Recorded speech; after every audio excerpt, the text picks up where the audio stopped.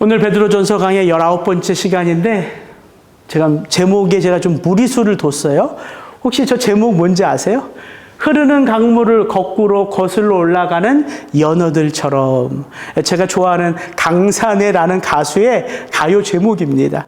오늘 말씀을 이렇게 제가 묵상하며 설교 준비를 하는데 딱 저 제목이 떠오르더라고요. 세찬 이 세상의 물줄기를 거슬러 올라가는 성도가 마치 저 제목 같은 거예요.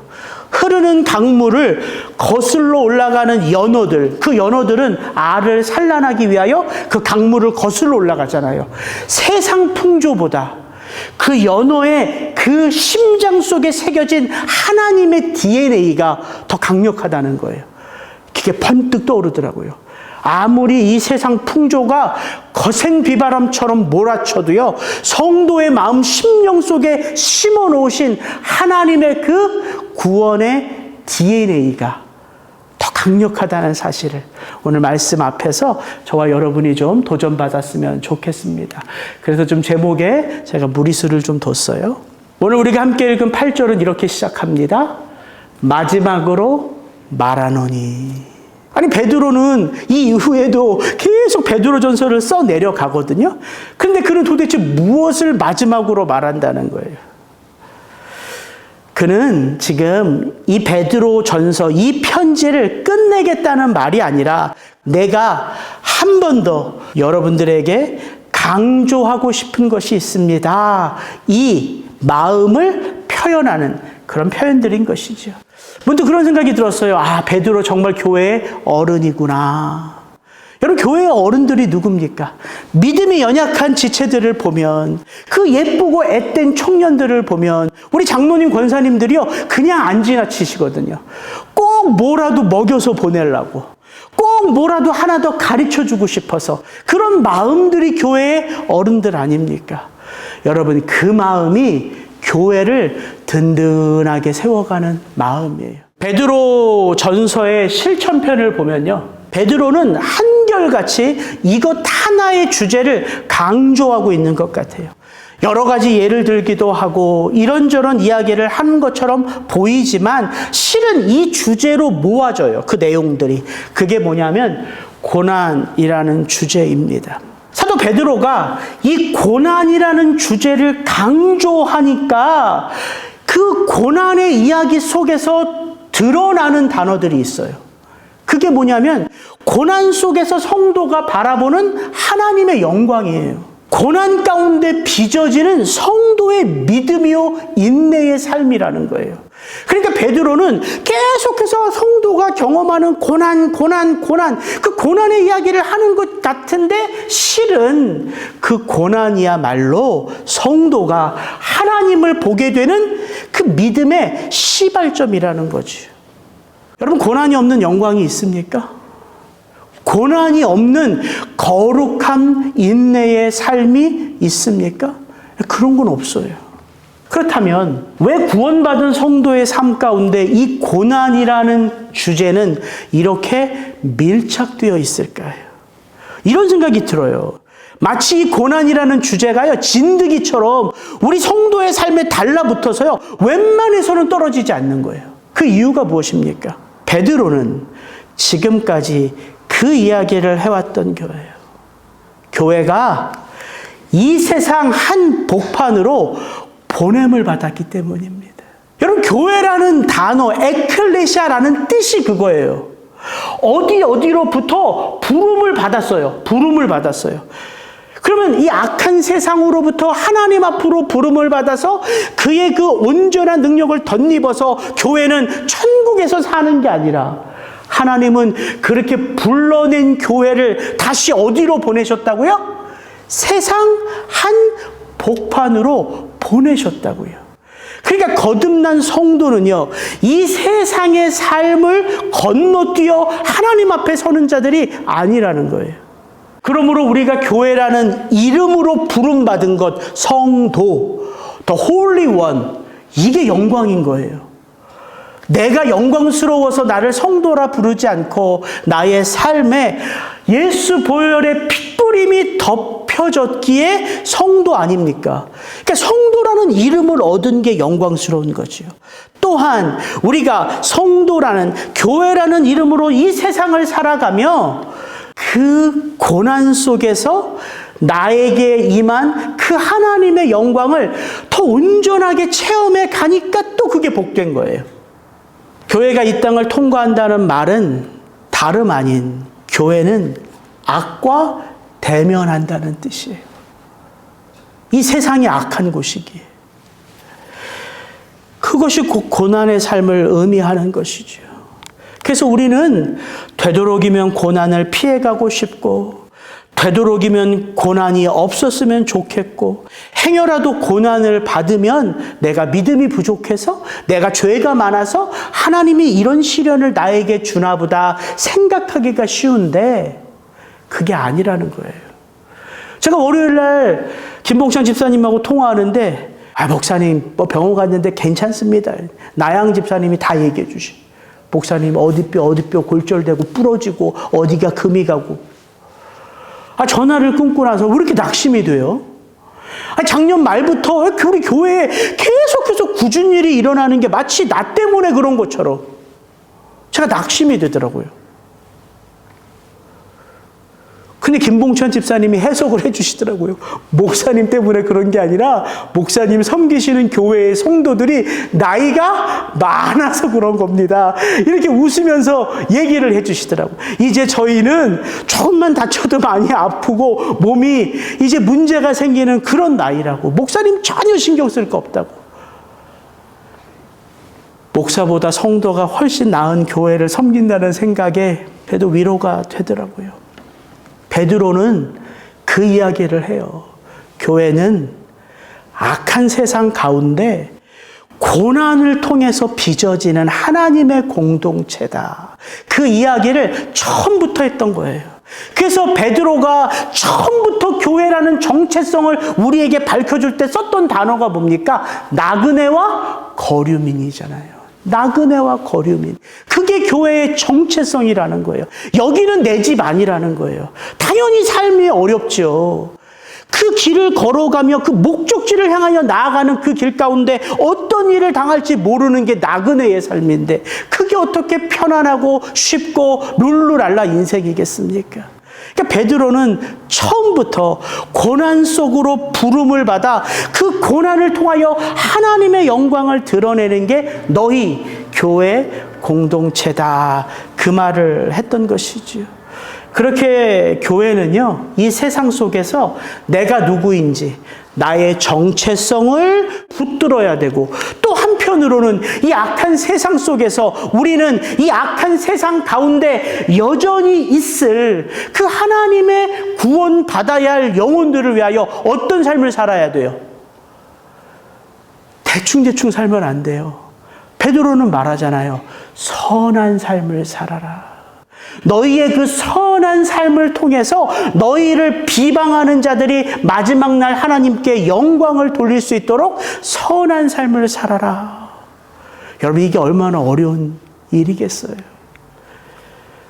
그렇게 교회로 부름받은 저와 여러분의 삶 속에 깃든 영광은 가벼운 영광이 아니라요, 치열하게 살아가면서 하나님의 그 믿음의 역사를 체험하는 영광이라는 사실이죠. 그렇게 베드로는 이 마지막으로 말하노니라는 이 표현 하나를 통해서 교회된 우리가 이 세상 한복판에서 다시 또 기억하고 붙들어야 할 삶의 원리들을 또 한 번 말해주고 있는 것입니다. 두 가지 삶의 원리예요. 요 8절 9절에 나와 있거든요. 우리 8절 9절 읽어봅니다. 마지막으로 말하노니 너희가 다 마음을 같이하여 동정하며 형제를 사랑하며 불쌍히 여기며 겸손하며 악을 악으로 욕을 욕으로 갚지 말고 도리어 복을 빌라. 이를 위하여 너희가 부르심을 받았으니 이는 복을 이어받게 하려 하심이라.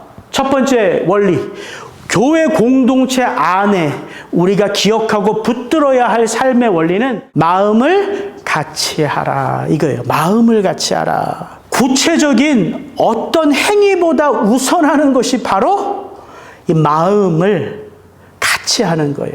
그러니까 우리 각자의 마음 가운데에 서로를 채우는 거. 여러분, 교회가요, 한 마음이 되는 것이 우리가 한 공동체라는 것을 드러내는 가장 중요한 근거예요. 왜? 서로를 채우고 있기 때문에 서로의 필요가 무엇인지를 알아가는 거죠. 마음과 마음이 이어지는 것. 그걸 베드로는 말합니다. 여러분, 그 같은 마음으로부터 동정이 나오는 거예요. 함께 울고 함께 웃고 함께 기뻐하고 이런 삶이 그 마음이 하나 될 때 시작되는 거죠. 그 같은 마음으로부터 형제 사랑의 마음이 싹 트는 거예요. 여기서 말하는 이 형제 사랑은 다른 게 아니라 한 부모 밑에 한 가족, 이 의미예요. 그 같은 마음으로부터 서로를 불쌍히 여기며 서로를 대할 때에 나를 겸손하게 낮출 수 있는 거예요. 그런데 여러분, 이 마음을 같이 하라, 이 표현은요, 교회 안에는 오직 마음을 같이 하니까 하나의 색깔만 존재한다, 이 말을 하는 거예요? 그 말하는 게 아니에요. 서로 마음을 같이 하라, 이 말은 너희가 같은 교회를 섬기니까 마음은 하나다, 생각은 하나다, 감정은 하나다, 느낌은 하나다, 이 말하는 게 아니란 말이에요. 아니, 한 부모 밑에서 태어난 자녀들도 개성이 다르고 삶을 대하는 태도가 다른데 어떻게 서로 다른 남남이 모여서 하나의 색깔만을 드러낼 수 있겠습니까? 말이 안 되는 거죠. 그러니까 그런 말을 하는 게 아니에요, 베드로가 지금. 지금 우리가 이렇게 같은 공간에서 예배를 드리고 있지만 여러분 마음속에 품은 생각들이 같습니까? 같지 않잖아요. 원함도 다르고요, 생각도 다르고요, 지금 처한 상황도 다르고요, 기도의 제목도 다 달라요. 그런데 도대체 무슨 마음을 같이 하라는 거예요? 그래서 말씀을 좀 곰곰하게 묵상하는 게 필요해요. 마음을 같이 하라, 단지 하나의 색깔만을 가져라, 이 말하는 게 아닙니다. 그러면 도대체 무엇이 같음을 기억하라 이야기하는 걸까요? 무엇이 같음을?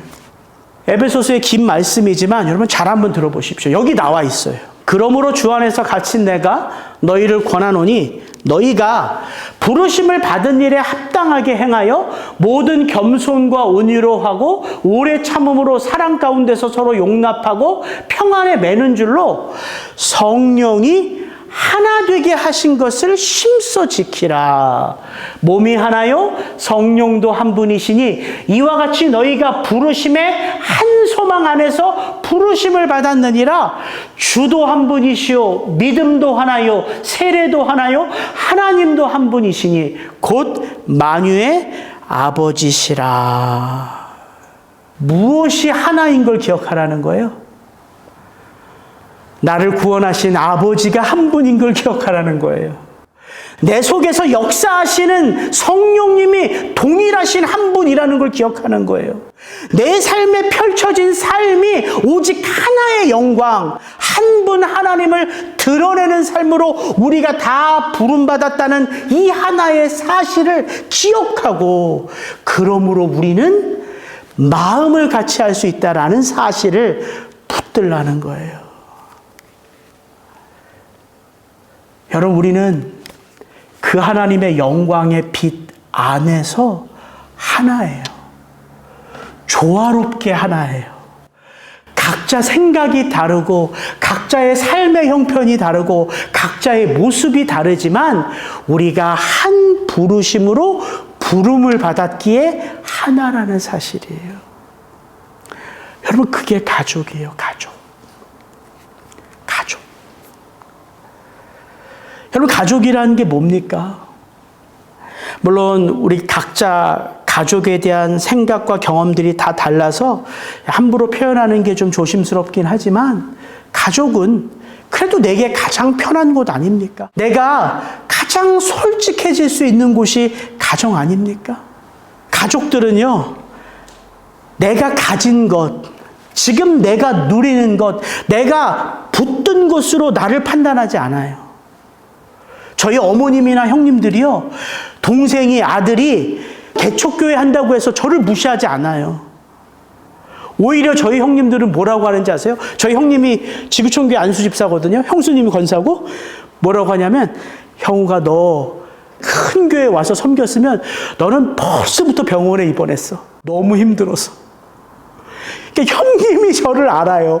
너 지금 있는 교회에 감사한 줄 알아라. 저희 어머님이 저를 알아요. 그러니까 가족이란 게 그런 거예요. 나의 나됨을 증거하지 않아도 돼요. 증명하지 않아도 돼요.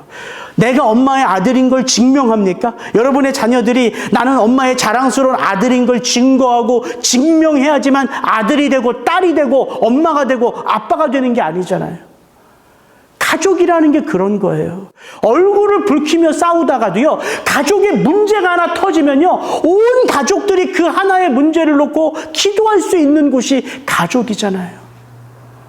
그래서 오히려 가정 안에 어려운 일이 있으면 사랑이 드러나기도 해요. 평소에는 서로 바빠서 무관심한 것 같고 서로 돌아보지 않는 것 같다가도 어떤 하나의 문제가 터지면, 저희 어머님이 되게 이렇게 피 검사를 했는데 검사가 되게 안 좋았거든요. 그러니까 건강하신 줄 알았는데 그런 하나 일이 딱 터지니까 다 가족들이 알고 있는 의사수소문 하는 거예요. 그리고 엄마가, 형들이 돌아가면서 엄마를 모시고 병원을 다니기 시작하고. 그런 게 가족 아닙니까? 그걸 기억하라는 거예요. 그거를. 성령이 하나 되게 하셨는데 그 하나 되게 하심으로 말미암아 우리가 저절로 친해지고 저절로 서로의 아픔과 연약함을 아는 게 아니라 뭐라고 말합니까? 성령이 하나 되게 하신 것을 힘써 지키라. 그러니까 이게 이상과 현실이 공존하는 거죠. 그래서 저희는 이제 5월 가정의 달을 맞아서 구역 모임을 하려고 그래요. 우리가 가정이 모여서 한 교회가 되었기에 그 가정이 친해지기 위해서는 또 만나야 하고 함께 나누어야 하고 함께 먹고 마셔야 될 일들이 필요한 거죠. 벌써 몇 년 전부터 머릿속에 있었는데 또 때가 되니까 하나님이 이때 필요하다 생각하셔서 하게 하신 것 같아요. 그래서 여러분들이 이제 구역 모임 때 좀 마음을 쏟아서 이렇게 서로를 좀 나누어 하나 되기를 힘썼으면 좋겠습니다. 두 번째, 이제 교회가 이 세상 가운데서는 어떤 삶의 원리가 있는가 같이 한번 읽습니다. 악의 고리를 끊으라, 이거예요. 악의 고리를 끊으라. 9절 말씀 제가 한번 읽습니다. 악을 악으로, 욕을 욕으로 갚지 말고 도리어 복을 빌라. 이를 위하여 너희가 부르심을 받았으니 이는 복을 이어받게 하려 하심이라. 여러분 설마 이러진 않죠? 이런 모습은 없겠죠? 교회 공동체 안에서 악을 악으로 갚고 욕을 욕으로 갚는다? 이러면 교회가 어떻게 되겠어요? 세상 사람들은 그 모습을 보면 그게 예수 보혈의 피값으로 세워진 교회라고 생각 안 합니다. 그러니까 우리가 세상에 너무 많은 실수를 한 거예요. 교회된 우리 모습 안에 나와 뜻이 다르고 나와 생각이 다르고 나와 경험이 다른 사람들을 우리는 조화를 통해서 하나 되어 살아갈 수 있는데도 불구하고 뭐다? 적이다, 적. 이게 우리가 우리의 모습 가운데 교회가 세상 가운데 보여준 모습이 너무 많다는 거죠. 이거 회개해야 될 거예요. 하나님은 하나의 색깔을 원하시는 게 아니라 하나의 조화를 원하시는 거예요. 그러니까 이 말은 세상 가운데 교회가 어떤 일들을 경험할 수 있는가 그 이야기를 하는 거라고요. 세상은요, 선을 악으로 돌려주기도 하고요. 내 선을 자기의 유익을 위하여 이용해 먹기도 해요. 이게 세상이에요. 세상이 악한 곳이니까. 그런 세상 가운데 교회가 있는 거예요. 왜? 악을 악으로 갚지 않고 욕을 욕으로 갚지 않고 악을 선으로 갚고 욕을 복으로 갚으면 세상은 그 영혼, 그 교회를 통해서 누구에 대한 생각을 할 수 있어요? 하나님이잖아요. 야, 나와 똑같은 인간인데 어떻게 저럴 수 있지? 이거예요, 이거. 베드로가 말하는 삶은 그거예요, 그거. 저보다 여러분 인생을 오래 사셔서 여러분은 지금 베드로가 말하는 이것 경험해 보셨습니까? 나는 정말 선으로 대했는데 돌아오는 건 악이었다. 나는 정말 진실함으로 대했는데 돌아오는 건 결국 나를 이용해 먹은 것뿐이다. 그런 거 경험해 보셨어요? 제가 말씀을 준비하면서 오늘 수요예배 오신 성도님들은 과연 이걸 진짜 경험해 보셨나 이게 진짜 궁금한 마음이 들었어요. 왜냐하면 저는 이게 너무 현실적으로 와닿지가 않아요. 뭐 없어요. 그냥 군대에서 나 열심히 교회 안 빠지고 교회 가려고 했는데 우리 선임병이 너 교회 가면 죽어, 따기 때리고 뭐 이런 거밖에 없어요. 침 뱉고. 그리고 군대에서 억울하게 제가 군기교육대 간 거 그거밖에 없어요. 기억을 하려고 해도. 또 하나 기억이 나는 건 뭐냐면 보스턴에서 청년부 전도사를 하는데 이제 우리 지휘자, 여자 지휘자세요. 되게 교양이 있으신 교수님이셨거든요. 근데 이분이 뭐 때문에 저를 오해를 하신 거예요. 그래서 화가 너무 나서 저한테 전화를 주셨는데 처음에는 조곤조곤 따지셨거든요. 나중에 막 흥분을 하니까 이분이 이런 얘기를 하시더라고요. 야! 네가 전도사면 다야! 그러더라고요. 죄송합니다. 잘못했습니다. 그러고 나서 나중에 오해가 풀렸거든요. 이분이요, 그 이후로부터 저를 눈과 눈을 마주치질 못하세요. 그냥 저만 보면 미안해서 피해 다녀. 그러니까 제가 경험했던 악을 받은 것, 내가 욕을 먹은 것, 그게 별로 없다는 거예요.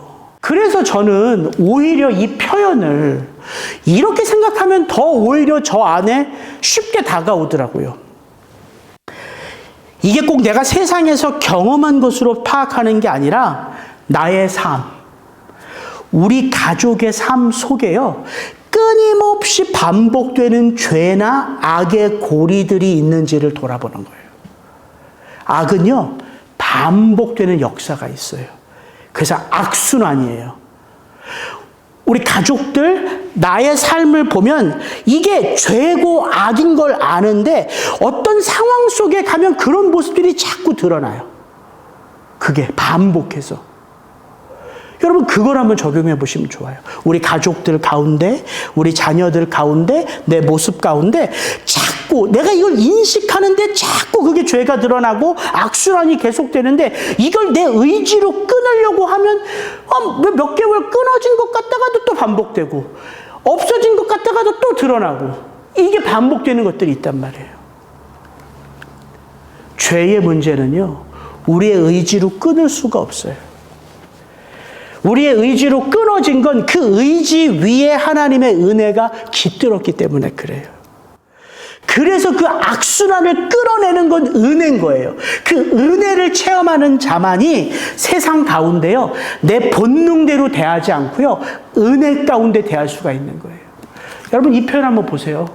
악을 악으로, 욕을 욕으로 갚는 것은 누구의 힘과 능력이면 돼요? 악을 악으로 갚고 욕을 욕으로 갚고 내가 피해받았어? 피해 주는 것으로 갚는 건 누구의 도움과 누구의 힘이 필요하지 않아요. 내 본능이면 돼요. 내 본능. 나에게 이런 치욕을 줘? 너도 한번 당해봐. 누구의 도움이 필요하지 않아요. 내 본능이요 본성이면 된다고요.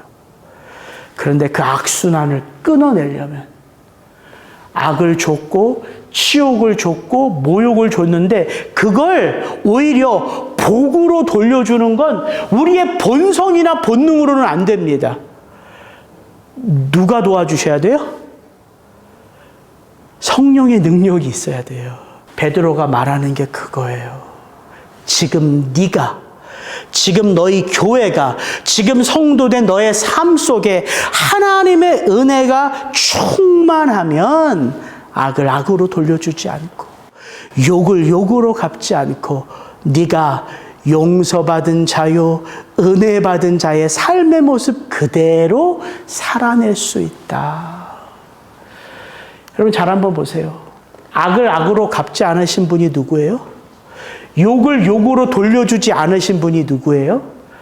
베드로전서 2장 23절 24절. 욕을 당하시되 맞대어 욕하지 아니하시고 고난을 당하시되 위협하지 아니하시고 오직 공의로 심판하시는 이에게 부탁하시며 친히 나무에 달려 그 몸으로 우리 죄를 담당하셨으니 이는 우리로 죄에 대하여 죽고 의에 대하여 살게 하려 하심이라. 그가 채찍에 맞음으로 너희는 나음을 얻었나니. 그러니까 우리가 예수 그리스도의 십자가를 통하여 체험한 게 뭐냐면, 예수님은 죄인들을 바라보시면서 하나님, 저들은 자기들이 하는 것을 알지 못함이니이다, 그렇게만 하고 십자가에 달리신 게 아니라 그들의 그 삶을 누구에게 이제 맡기셨어요? 공평하신, 의로우신 하나님이에요. 그러면서 우리는 그 예수 그리스도의 십자가 죽음을 통하여 우리가 무엇을 들어요? 무엇을 경험해요? 부활의 영광이 이 땅에 남아있는 그 죄인들의 삶 속에 어떻게 임하는지를 우리가 성경을 통하여 본 거 아닙니까? 그게 우리가 본 십자가의 삶이요, 부활의 영광과 능력이에요. 그러니까 우리가 막연하게 믿음 말하는 게 아니라 우리의 믿음의 근거는 뭐예요? 예수님이 우리에게 보여주신 십자가의 삶. 그래서 베드로는 본이라는 표현을 쓴 거예요. 본. 우리가 따라야 할 본은 예수 그리스도의 십자가다.